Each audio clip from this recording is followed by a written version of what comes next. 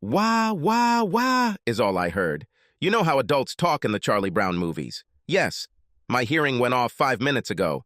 Now the sounds I heard began to be drowned out by a roar as the blood rushed to my ears in intense anger. I felt my knuckles turn white as I began to clench my fists on the table. Looking at my wife's face, I saw her lips moving as she tried to explain what she had just told me, but I was no longer listening to her. 15 minutes earlier, I just walked in the door after returning home from work on Friday night. I was looking forward to having a beer and winding down so I could start enjoying the weekend with my wife. Well, you know what they say about best laid plans. I actually got the beer. My wife put it on the kitchen table when I walked in the door. As for the rest of my plan, not so much. Then there were 5 words. Honey, we need to talk. Okay, before I get to the meat of this story, I should probably tell you a little about myself and my wife. My name is Robert Bader. I'm 28 years old and have a good job at an IT consulting firm. I have a master's degree in computer science. I'm 5'11", tall, weigh about 205 pounds, have brown hair and eyes, and I keep in shape with daily visits to the gym and a 5-mile morning run. I was told that I have a beautiful face. My wife's name is Idella, but usually she is called Ida. She's 2 years younger than me, 5'5", curvy but fit. She goes to the gym about 3 times a week. She has blonde hair just below her shoulders, blue eyes, toned legs, and an ass to die for, a small waist, and 34D breasts.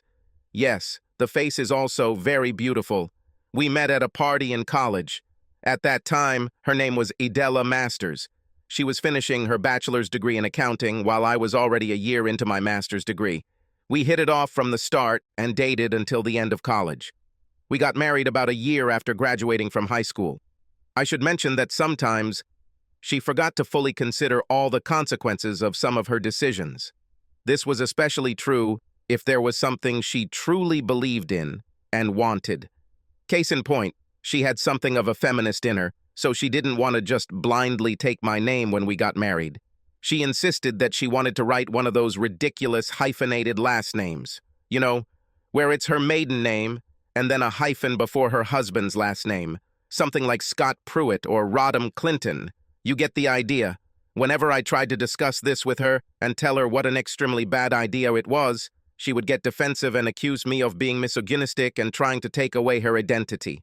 She remembered other women who had done this and were very successful. She talked about several of her friends who did this without any problems. She ranted endlessly about how the patriarchy forces women to take their husbands' last names in order to subjugate women. I tried to explain that this is not the case here. I had no intention of trying to subdue her. Finally, I just sat her down, hyphenated her last name, and made her read it 5 times. Then, if she still wanted to use that name, I wouldn't mind anymore. Ida Masters Bader. The idea was suddenly dropped, and she changed her maiden name to my last name. I told you she's a natural blonde, didn't I? So we've been married for almost 5 years. We didn't have children yet, but we started working on it. We talked about getting her pregnant on our 5th anniversary, which was just over 2 months away.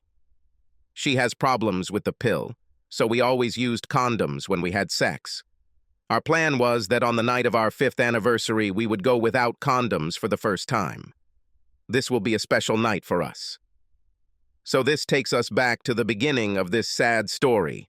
With a beer in my hand, sitting across the table from my wife, I heard 5 terrible words and my rage grew. I just want to try something a little different for a month or so before we have kids. I need to get rid of all this before I settle down and become a mother. Ida tried to explain. So let's see if I understood everything correctly. Do you want to date other guys while married to me? Do you want to party and sleep with other guys, completely breaking your vows to leave everyone else? And you want me to be okay with that? Are you crazy? I almost shouted the last phrase. Look, it's only for a month or so. I need to sow the last of the oats before we can have our special 5th anniversary party as planned. Once this little outbreak is over, I can settle down and be a loving, faithful wife for the rest of my life. Not just no, but hell no! Robert, I have already made my decision. This is what I need to do. I'm not asking for your permission. I'm just letting you know in advance so I don't cheat on you. Seriously? How can I have sex with other guys without cheating on me? It's not treason if you know about it, and it's open. It's only cheating if I try to hide it and run behind your back. This is not the case here. That's why I'm telling you this in advance, before it happens. Besides, it won't be every night. It will probably only be Friday or Saturday night, and I'll be heading home in the morning. We'll still make love a few nights a week, and I'll make sure to clean up before I get home from our dates. You'll never have to worry about sloppy seconds. Oh, I'm sure I'll never have to worry about sloppy seconds because I won't touch you after you go on one of your first dates. Where did all this nonsense you spew come from? What in the name of all that is wholly planted this idiotic idea in your head? I was pretty sure I knew where it came from, but I thought I'd ask anyway. Well, I talked to Susie about our plan to start a family. Susie! Certainly. You mean your 4-time divorced colleague, Susie? The same Susie who cheated on all 4 of her ex-husbands? Do you seriously take marriage advice from her? Well, she said I really needed to get everything out of my head before we started a family. That way, I could really relax and be a great mom and faithful wife without regretting anything I may have missed out on. She also suggested that this experience with other guys would help in our own lovemaking by teaching me some new ways to please you. This can open the door to an even better sex life. She was delighted. Well, it was pretty obvious that she was going to go through with it, no matter what I said. I tried several more arguments, but was shot down each time. Okay, it's time to bring out the big guns. It's obvious that you're going to go through with this, regardless of my wishes. So, when are you planning your first date? I don't actually have a date yet, but Susie and I are planning to go to a club tomorrow night. Okay, but I warn you that if you try to bring anyone here, it will end very badly. Oh, I would never disrespect you like that. No, we'll either go to his house, his hotel room, or maybe go back to Susie's. Fine. I am in no way giving such permission, and I will not agree to any of it. But it is clear that my opinion has nothing to do with your decision. In that case, I won't touch you while this is happening. Also, keep in mind that this could have drastic consequences for our relationship. There may not be a place for you here when you decide to return. What do you mean, when I decide to return? I told you I'm not going anywhere. It's only 1 or 2 nights a week. The rest of the time, we will be together. No, I won't allow this. If you're adamant about it, you'll leave to do it. I don't care where you go, but you won't live here while you're dating and fornicating with other guys. Do not be silly. This is my home, too. You can't just kick me out. Can. Don't you remember that this house actually belongs to my parents? They gave it to me just before we got married. This is my home. Maybe you should move in with Susie. It was cold the rest of the night, and the next day, she tried to get me to sleep in the other bedroom, but I insisted that the bed was as much mine as it was hers, and I was going to sleep there. If she doesn't want to sleep in the same bed with me, she can sleep somewhere else. We pretty much avoided each other the next day. Around 8 o'clock, Ida came downstairs in her LBD stockings and garter belt. No, I couldn't see the garter belt or the top of the stockings, but I recognized that look. And 4-inch heels. Her hair was styled, and she was wearing night on the town, makeup and jewelry. The only thing she had in her hands was a small clutch. Have you forgotten anything? No. I have my phone, wallet, and ID. I think that's all I need. What about suitcases, clothes, cosmetics, toiletries, and so on? I'm only leaving for the night. Why do I need all this? I'll be back before morning. Not really. As soon as you walk out the door, I'll change the locks.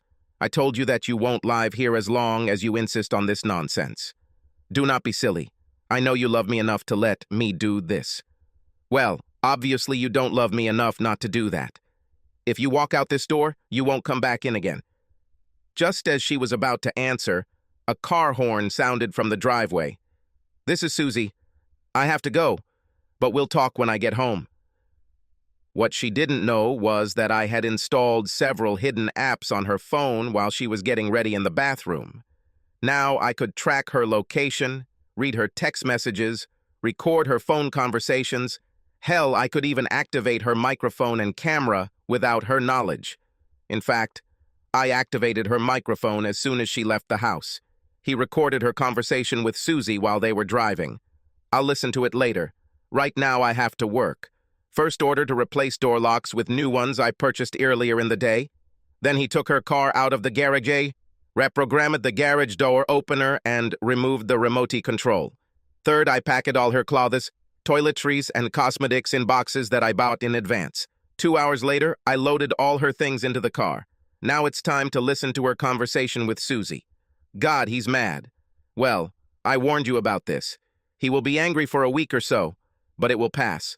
Just make sure you really blow his mind over the next few days.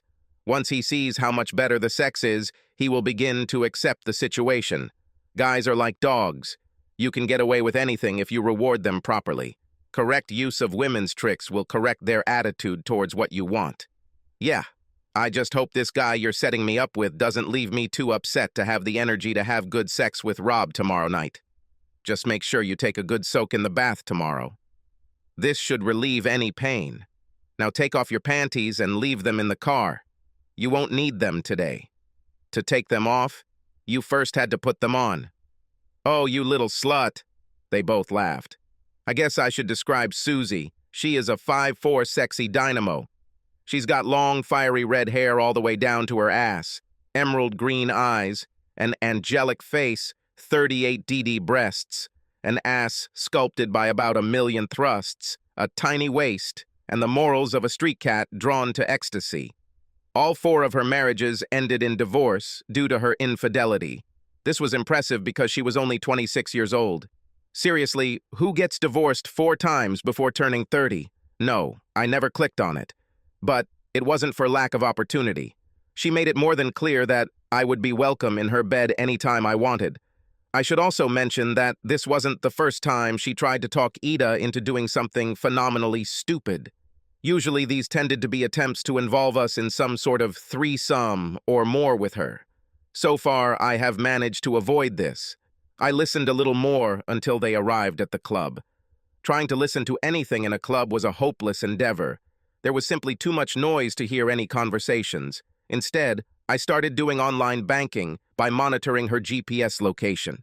I withdrew half the money from the checking account, paid off and canceled our joint credit cards, transferred all of our savings to an offshore account.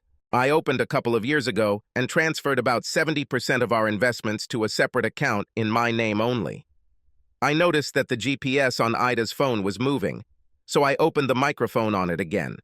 Of course, Ida spoke, and I heard an unfamiliar male voice talking to her. Oh, my phone is ringing. Rustling. Hi, Susie. How are you? Hello, girl. Did you leave with that guy you danced with? Yes. We're going back to your house for some alone time. I hope you don't mind us using the spare bedroom for an hour or so. No problem, baby. I'll probably be there soon with his friend. Let's have some fun. I hope. I'll need to take a shower after we're done so I can go home later. I thought so. I put some shampoo and body wash in the spare bathroom for you. Thank you. See you later. By this time, I turned on her camera to see if I could get a look at the guy she was with. I only caught a glimpse of it as she put the phone back in its place. It didn't make much of an impression on me. All I could tell was that he looked like he was about 30 years old, black hair that's thinning, and judging by his height when he sat, he was a little shorter than me. I turned everything off since they were still driving. When I saw that they had arrived at Susie's house, I turned the microphone and camera back on. I continued to listen until I heard them begin to move away from the phone. It just won't do.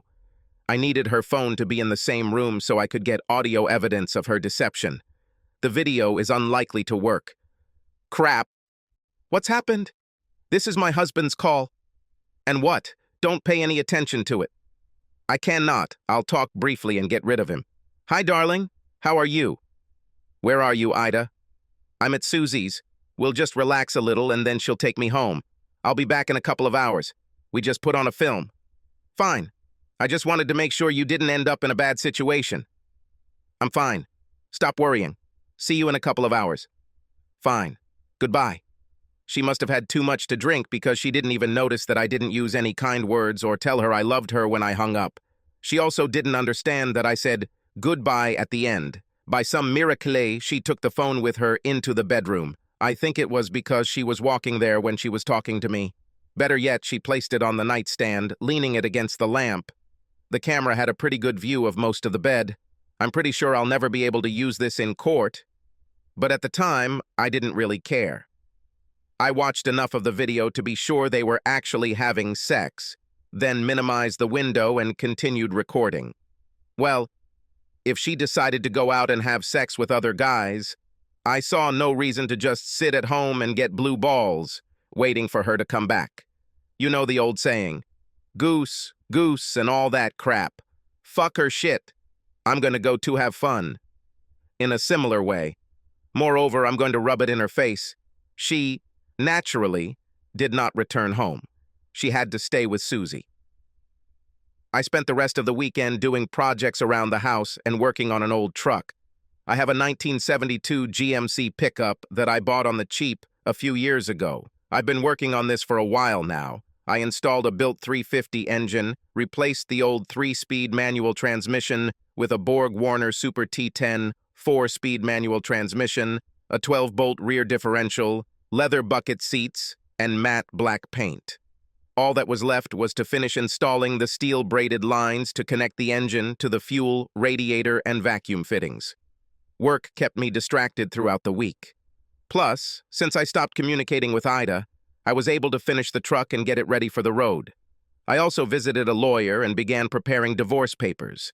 There was really no way not to give her half of everything. The divorce laws in this state must have been written by hardcore feminists. Let's face it, if you're a man, you're screwed in your divorce. Women cheat. The poor innocent husband who was faithful and did nothing wrong ends up paying the adulteress to continue her philandering lifestyle. There's not much a guy can do to protect himself. So, Friday evening came. My truck was cleaned and ready for the evening. After taking a shower, shaving, putting on a little cologne, I got dressed. I put on nice new Levi's jeans, a black button-down shirt, and rattlesnake leather cowboy boots. It was time to treat myself, so I went to a nice steakhouse for dinner to start my evening. I'm not going to bore you with the details, but the T-bone, baked potato, and vegetables were excellent, as was the salad to start. Now let's move on to the main event. Leaving the restaurant, I checked where Ida was. Indeed, it looks like he and Susie got to the club about half an hour ago. It's time to put my plan into action. I had every reason to expect that this would completely drive Ida crazy. I couldn't help but smile as I parked a couple spaces away from Ida's car. Looks like she was the designated driver today. This made my plan a little easier since I wouldn't have to worry about Susie leaving her stranded. Not that I was worried about anything myself. I was mainly concerned that it would be a little harder to get Susie to leave with me if she was driving. Having made a plan, as well as a plan B in case Susie somehow developed moral problems, I entered the club. They weren't hard to spot.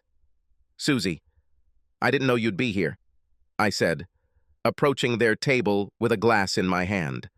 I deliberately waited until Ida got up so I could dance with some guy. "Rob, what are you doing here?" she asked nervously. "Probably the same as you," I answered. "Since Ida moved in, I thought I'd try this club and have some fun tonight.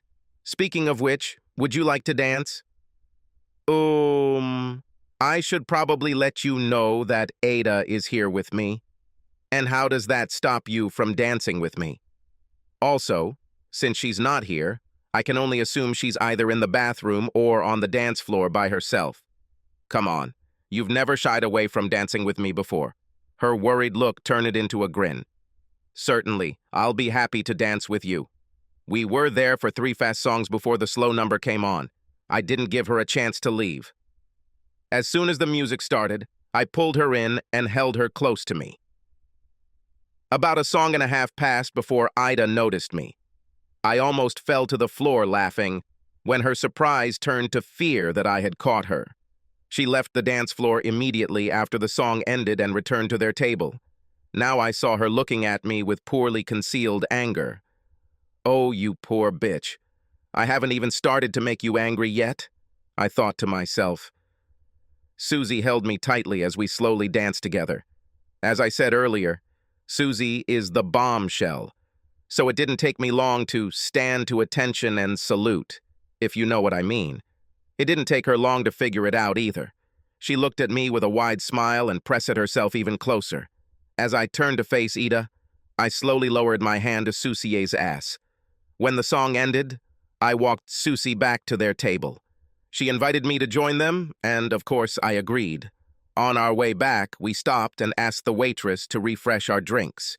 Being the gentleman that I am, I asked her to put all 3 drinks on my tab. "Robert, what the hell are you doing here?" Ida hissed angrily. "What do you mean? I'm doing the same thing as you. I drink, dance, and have fun. Is this prohibited? Don't try to act innocent. You're here to ruin my evening." She spat. "Quite the opposite, Ida. I had no idea you'd be here. Do you remember? We haven't spoken since you moved. How do I know where you will be? I heard about this club from some buddies at work, and since you weren't around, I decided to check this place out and have a fun night of drinking and dancing. Are you saying that this is normal for you but not for me? Because I have to say, that's pretty hypocritical of you." With that, I turned to Susie and started chatting with her. Ida sat and seethed with anger, while I tried my best not to pay attention to her. She must have decided to make me jealous because she tried her best to dance with as many guys as possible. She also started polishing them and dancing as flirtatiously as possible. I laughed to myself as I monopolized my time with Susie. Every time I saw another guy make a move to come and ask her to dance, I would pull her onto the dance floor before they even got to the table. Pretty soon, no one tried anymore because it was obvious that we were together. After a couple of hours, I decided it was time. Ida was on the dance floor, and Susie was well prepared and accommodating. "At your home with me," I whispered, breathing into her ear. "Ida will be there soon." "Does it matter?" "I'm guessing she has her own room." I kissed the place where her neck meets her shoulder. "To hell with it," she replied. "She's driving. She'll get home herself. Let's go." I kept her tense as I drove her to her. Her dress was pulled over her head and fell to the floor as soon as the door closed. She grabbed my hand and practically dragged me into her bedroom. The sex was fantastic. Obviously, she had a lot of practice. I had just reached my peak and was discharged when I heard the front door slam. Susie was too busy to notice. Also, Susie is very loud when she has sex. Double bonus, Ida's room is next to Susie's, only separated by a thin wall. Around 2 o'clock in the morning, we passed out from fatigue. In the morning, we had sex again. Breakfast was awkward, to say the least. Obviously, we woke up Ida with our morning fuss. When we left, she was already in the kitchen. "Coffee?" Ida asked when I entered the kitchen. "Everything is fine. I will do it myself." I noticed a slight smirk on her face when she asked. I took a clean cup from the cupboard and stood next to Keurig while he filled the cup. There is no telling what would have been in the coffee she made for me. After that, there was almost no conversation between us. She and Susie talked a little, and I talked with Susie. Apparently, at the club, Ida eventually noticed that the two of us were missing and put 2 and 2 together. I think she expected me to take Susie to my house and was furious when she saw my truck in the parking lot. She ranted so much that the guy she brought home for the night jumped back into his car and drove off. Ida looked at me like a wolf during breakfast. Soon after that, I left. I can be a real asshole when I'm motivated. I was really motivated. Ida has worked with some very attractive single women. I met them several times at her company events and parties we hosted. Of course, I had their contact information. I started contacting them. Over the next few weeks, I convinced most of them to go on a date with me. Some of them were a little worried because Ida and I were still married. But as Ida talked about her adventures at work, and I assured them that we had separated, they softened. I began to hear that there was tension between Ida and Susie because of my little escapade. Tensions also soon arose between Ida and most of the other single women in the office. So, yes, I started meeting Ida's friends and colleagues. I had drinks and dinner with them. I invited them to dance. I took them to shows. At every opportunity, I made sure to show up where Ida was. This GPS tracking app and the voice and video app on her phone became a goldmine. I also heard that most of her colleagues I dated raved about their dates with me. She still went out and brought guys with her. She and Susie began to clash more. I was having a great time. I went out, had dinner, danced, and had sex. I also had fun listening to Ida rant. This is not how it was supposed to work. What do you mean? Said Susie. He was supposed to wait for me when I sowed my last wild oats and then greet me so we could start our family. He was not supposed to date or have sex with other women. Susie was also puzzled. Yes, I didn't expect it either, so what are you going to do? Well, now I had my fun, and none of the other guys could rock me like Rob. Also, our anniversary is coming up, and we have a plan to start working on having a baby on the night of our anniversary. Yes, he knows exactly how to send a girl into orbit. Susie knew what she was talking about. And why the hell did you bring him here and have my husband all night and the next morning? Hey, cool down. You know I've been lusting after him for years. What the hell was I supposed to do when he came at me like that? He turned it up to full speed and pressed all my buttons. I couldn't help it. But he's my husband. You could show your best friend some respect. Fine, I'm sorry. Look, he didn't even call me anymore. I doubt we'll ever meet again. Besides, it's not me you need to be mad at. He checked on all our single colleagues. God, I can't believe these fucking colleagues are setting me up like this. It's time to take back what's mine. So now you're going back to him? Yes. I'll call him later and tell him that I'm ready to come back and start our family. I smiled listening to this conversation. She had no idea what would happen next. It's time to begin the final part of the plan. I called my lawyer and gave her final instructions. There was just over a week left until our anniversary, and I needed to get ready for an unforgettable holiday. Ida called later that day. She wanted to go home right away, but I refused. I told her that I had other plans that I had made because I didn't know what her plans were. I also told her that I had some work to do around the house, and I wanted to surprise her when she got home. I didn't want her to see it until it was all done. This will be part of her wedding anniversary gift. I may have dropped a couple of hints that she may have mistaken for one of the bedrooms being converted into a nursery for the new baby. I never actually said that. In the end, I convinced her that she could come on our anniversary to receive her surprise. God, would she be surprised? All preparations had been made, and everything was completed. It was Saturday evening, and the anniversary party I had planned was in full swing. I had a BBQ and pool party to celebrate. Ida didn't know that I had installed the pool in the last 2 months. This was just the beginning of the surprise. All our friends and family were there, as well as a couple other guests. It was around 6 p.m. when the doorbell rang, just in time. It was at this time that I told Ida to come. Apparently, she saw a lot of cars in front of the house, so she already knew we were having a party. She was surprised as she carried her suitcases into the house. Everything is fine. The guest of honor has arrived, I announced. Rob, what's going on? I kind of thought we'd go out and have a quiet romantic dinner tonight, she said. Oh no, today is a big holiday, and I want all our families and friends to be here to celebrate with us. Oh, okay, darling. It just surprises me a little. I didn't expect anything like this. Well, just put your suitcases here. We'll take care of them later. You'll be just in time for dinner. As the guest of honor, you and I will be first in line. Ida quickly got into the swing of things and started having fun. There has been no talk of activity in the last 2 months. We ate, drank, and laughed. Dinner was finished and put away. There was a light on in the backyard. Ida was very surprised by the pool and several other changes to the house. I haven't shown her the top floor yet. She was hinting that she wanted to see what I had done because she still thought I had turned one of the bedrooms into a nursery. It's finally time to reveal the rest of the surprises. All! May I have your attention, please? I have some announcements for this special day. I shouted for everyone to calm down and listen. The stereo was turned off and everyone fell silent and moved closer to hear. Fine. Thank you all for coming today. Now, I have a couple of announcements to make. Ida, could you come here with me, please? After she stood next to me, I continued. Firstly, I want everyone to know that yesterday was my last day of work. The only person who knows about this is my former boss. He was very friendly about it because I gave him a month's notice and explained what my plans were. I am now announcing that I will be opening my own consulting company.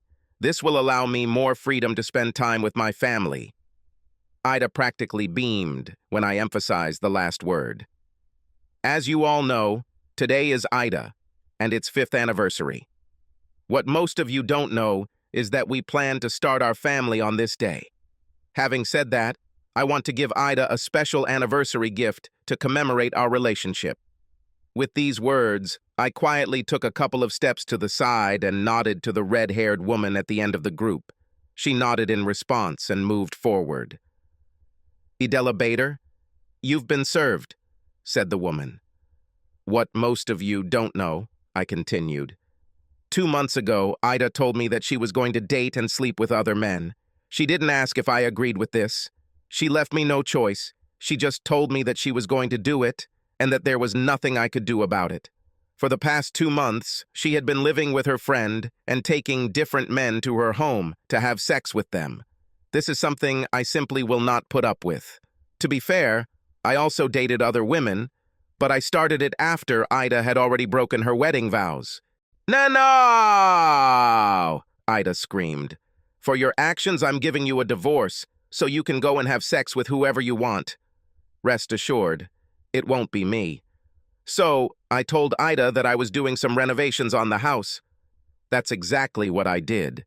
You all saw the pool I added and a few other things down below. I also repainted the master bedroom and installed a new, larger shower, as well as a jacuzzi tub in the master bath.